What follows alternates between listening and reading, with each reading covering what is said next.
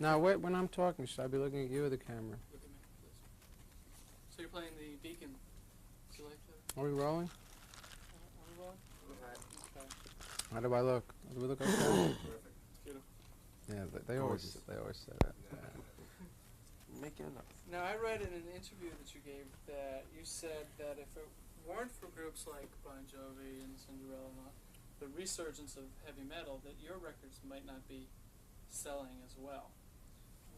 To what do you attribute this upswing in heavy metal?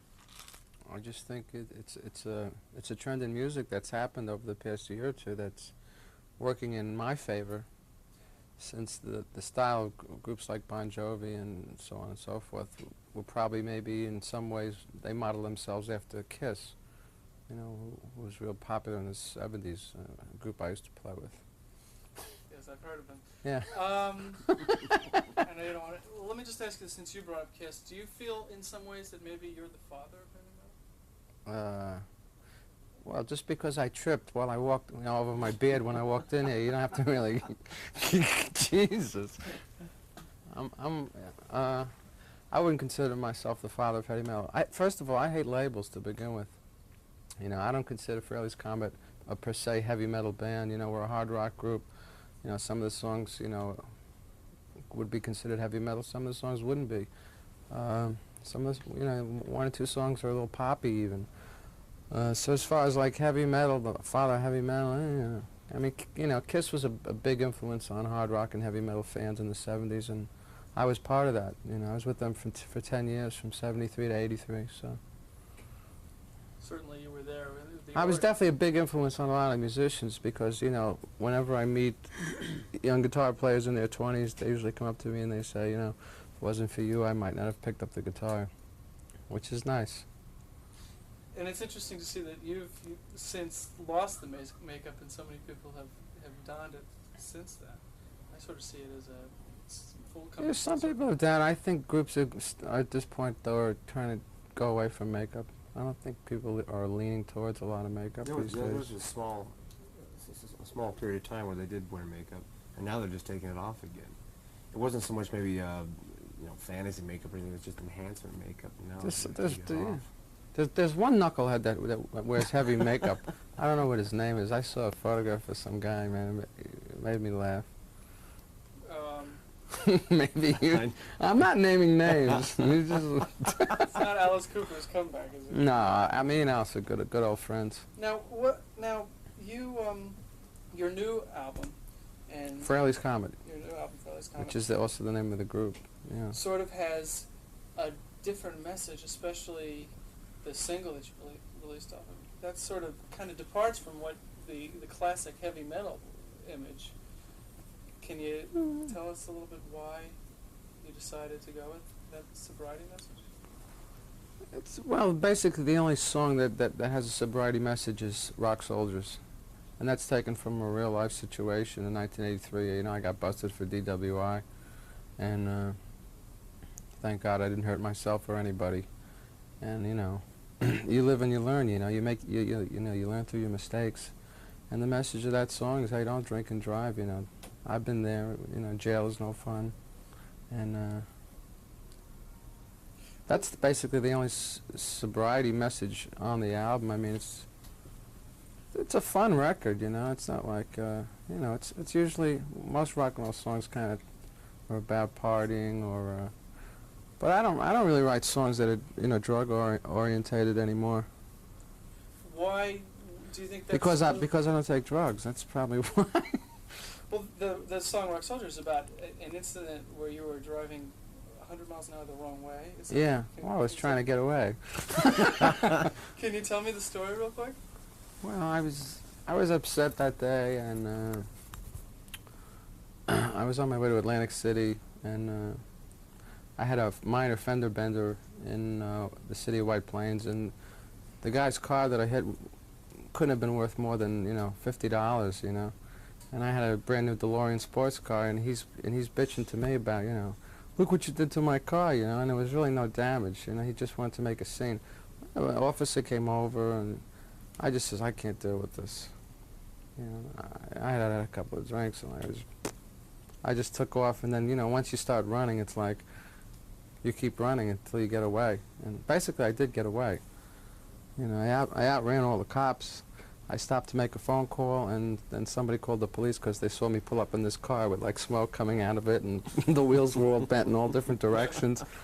And somebody saw me and making a phone call, and they called the police. I walked out of this candy store or whatever it was, and there was like, you know, 10 guys with guns on me. Then they found $5,000 cash on me. They thought I was a dealer. But I was on my way to Atlantic City, you know, just to gamble, you know, blow off some steam. Was that like a turning point? I mean, was there what was it that made you straighten up? Yeah, that was one of the warning signs. It's just a matter of not getting the response from the record company from record companies when I first started doing tapes on my own that I had anticipated. And I realized something really wasn't right, you know. Obviously, you know, I was in a super group for 10 years, and people aren't jumping at me. And I know some of the bad press didn't help, but it was a combination of, you know, I realized I just had to get myself together. It was a good springboard for him because since that incident, everything is built a good foundation, which is what this band is built off of now. It's really influenced him a lot to put this band together. Do you think that people have a problem with the message? I mean, I just associate heavy metal with drugs and, you know, kids. Unfortunately, that's to me that seems like that's a media interpretation of some type. I think it should be more like a positive energy type thing nowadays.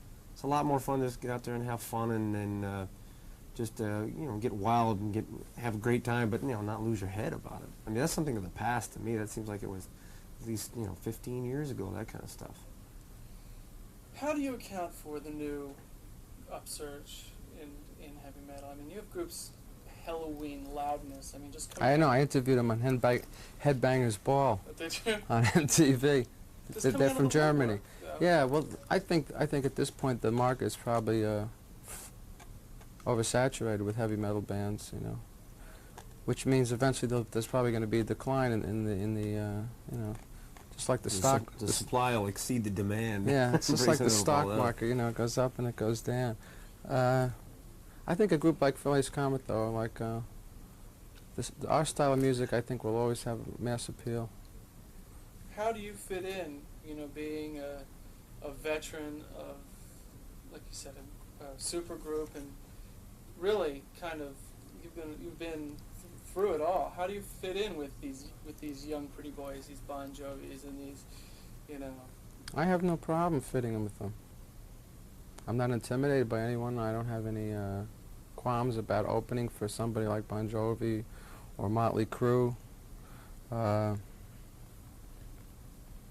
I mean, Todd's a veteran too. You know, he played with such artists as Ted Nugent, Cheap Trick. You know, was with a group called 707, and Todd's been around a while. He's not quite as old as I am. just that much under. A few years, but. How do you account for this sudden upsurgence? Well, I think there was a period of time where the music was trendy and poppy and fun to listen to, but when you went to see it, it wasn't as fun because the energy just wasn't really there. And then when some of these rock bands come out and they have all this brand new raw energy again, some of the younger audiences haven't seen this stuff yet. Now they're seeing it and going, this is great. We can go to a concert, we can really get wild, and there's a lot of energy and fun, and so the resurgence just went like crazy. Do you feel that it's a recent thing that there was a lull between, let's say, the Kiss golden years, and, you know, it seemed like, you know, there was AC/DC and Zeppelin was still big, but there weren't.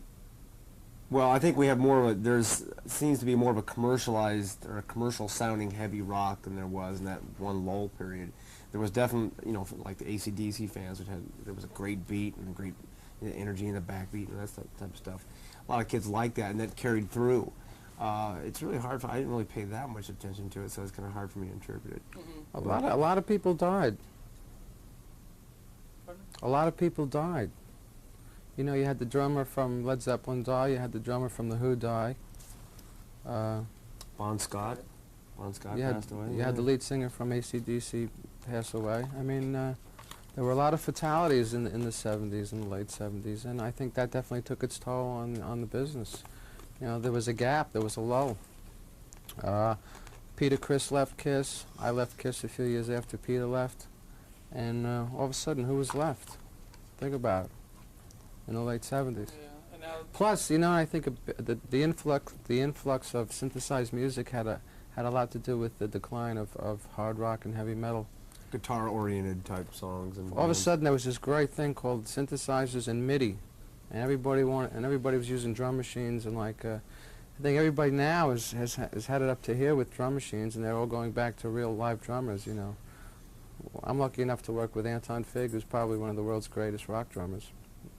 sure. You can see him every night on the David Letterman show, and It's kind of a different world, though. I mean, now you come back and there's music videos, which of course have proliferated since. I mean, you can't really put out a single without making a music video. Was that sort of a strange thing you got used to? no, I did a feature film for Hanna-Barbera called Kiss Meets the Phantom of the Parks. I'm a big ham in front of the camera. I never felt intimidated by the camera.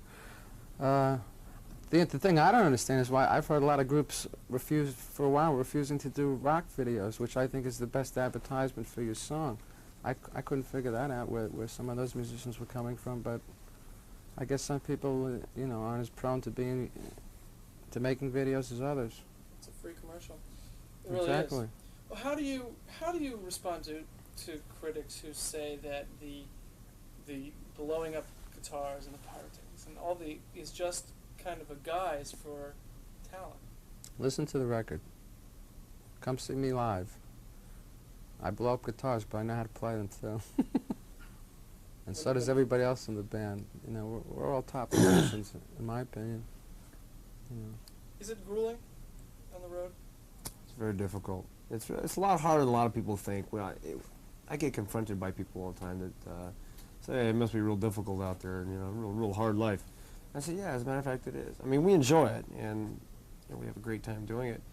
But it is grueling after, like, if you spend 2 or 3 months, half a year on the road, and a lot of bands spend even more than that, even 3/4 of the year on the road. It does start to wear you down, the traveling, the food. Sometimes you get food that doesn't really agree with your stomach, and so, I get food poisoning maybe like twice a month. So my stomach is real happy about that. Yeah, it's very difficult. It's a lot harder than a lot of people think. Everybody always they think, oh, you just grab a guitar, make a bunch of noise, you scream, jump up and down, hey, you're a millionaire. The easiest part is the show. Most people think, wow, the hardest thing for them, get up in front of 20,000 people and, for an hour and a half, just give them all you got. That's the easiest part of the whole show.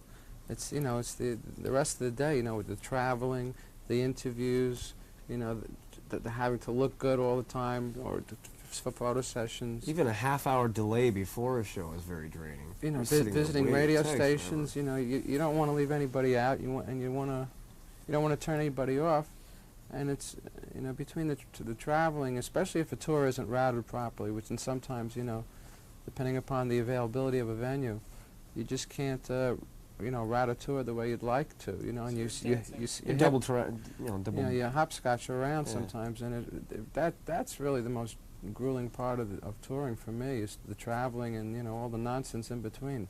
On the stage is like easy. That's like cake. That's like my reward for doing all That's the like other the doggy stuff. bone. So you love performing now. Oh yeah, that's the ultimate high for me. How's your hearing? Excellent. So what? No. Nice. After all these years, Kiss and all that, your hearing is Yeah, and I was the only one that didn't wear earplugs. They all used to wear earplugs. I don't know if they still do. I can't play with earplugs because I just can't get into playing guitar. My ears actually closed down, and my doctor also told me that I produce a lot of wax. I have an abundance of wax, so I think I have natural earplugs in there and safeguards. And he has a beehive on the side, too. A beehive on the They can side. cut that out. Get that straight. All the extra wax. Are there any hostilities between you and former members of Kiss? No, we're all good friends. In fact, we just did a concert in L.A. about 10 days ago, and Yeah. Peter Criss got up on stage and jammed with us. We did a song off the very first Kiss album. We jammed on Deuce. I speak to Paul and Gene occasionally on the phone. But our schedules are so rigorous. We get very we don't really get a chance to bump into each other very often because they're always doing one project or another. Gene's doing a movie, Paul's producing somebody else, and I've been promoting this album, it's been a full-time job for me. Yeah, it's a fun album. We've all heard it. And we like it. Thank you. You have gotten some pretty good reviews. Dominic sent me a bunch of. There was one review that was particularly critical, and they sort of ripped up the Dolls. Now. Wait a minute, my daughter sings on that. Now, heavy metal has certainly caught a lot of critical abuse in the last. How do you respond to when people rip up your lyrics and don't take you as a serious musician? Doesn't affect me one iota. As long as people write about me, I'll be happy. There's no such thing as bad press. Good, just no press. If when people stop writing about you, then you got to start to worry. You're never going to get all good reviews, and you're never going to get all bad reviews. There's always going to be somebody out there that hates you and somebody that loves you. Hopefully, the love will outweigh the hate, which it is at this point, in our case. So I think we're doing all right. So you really feel that it's a positive energy. What are the crowds like? I mean, there must be. Are they young? Do you get any of your old cronies? We have a wide variety in our audience. There's a lot of new fans out there that really display themselves. I mean, they display themselves, display themselves in various ways. No, they're a lot of intelligent fans. Pretty well behaved too. Well behaved, and they're really all for the band. It's to be honest with you, from when I think back in the Kiss days, the audiences are a little more well behaved now than they were 10 years ago. And I think I probably attribute it to the. It seems like they're not all, they don't seem as drugged up and drunk as maybe the kids were 10 years ago. I think the whole, all these commercials that rock stars have been doing, rock artists against drugs and stuff. I think it's starting to settle in, that maybe, that there are alternatives, to getting wasted. Do you think, I wanted to ask you about that, do you think that it's really musicians' place to be giving those messages? I think it's okay. I wouldn't go out and campaign, to me, I like to separate, politics. I like to separate religion with music. To me, I consider music an art form, and it should be dealt that way. And once you start bringing in politics or religion or social subjects, it just seems to take away from exactly what you're doing. And like Rock Soldiers is a subtle message in a sense. I mean, I don't come out and say don't drink and drive, but that's basically, if you listen to the song a couple of times, you understand it wasn't the right thing to do. And if somebody asked me to do a commercial, I would probably do one, but it's not, I don't consider it my place to really go out and preach. I think everybody, it's a personal choice if people want to kill themselves. It's a free country. Are you surprised to see less drugged up kids, or is there, there's always going to be... Am I surprised to see less? No, because I just don't think it's as fashionable in 1987 as it was in 1977. That goes along with the intelligent fans. They know better than to do that stuff, and they have more fun not doing it. They can enjoy the show more. They don't come home and a couple days later go, "Oh, it must have been a great show." They come back and go, "Hey, it was a great show because we saw it." Like still groupies, girls, all over the place. Well, there'll always be groupies. There's always the infatuated crowd, but I think they're more interested in what you're doing and why you're doing it and the effects of it and what is it like type of stuff instead of like the old typical thing. Sure, Tom. If you enjoyed this video, please like, comment and subscribe or become a member for more fun videos. Thanks for watching.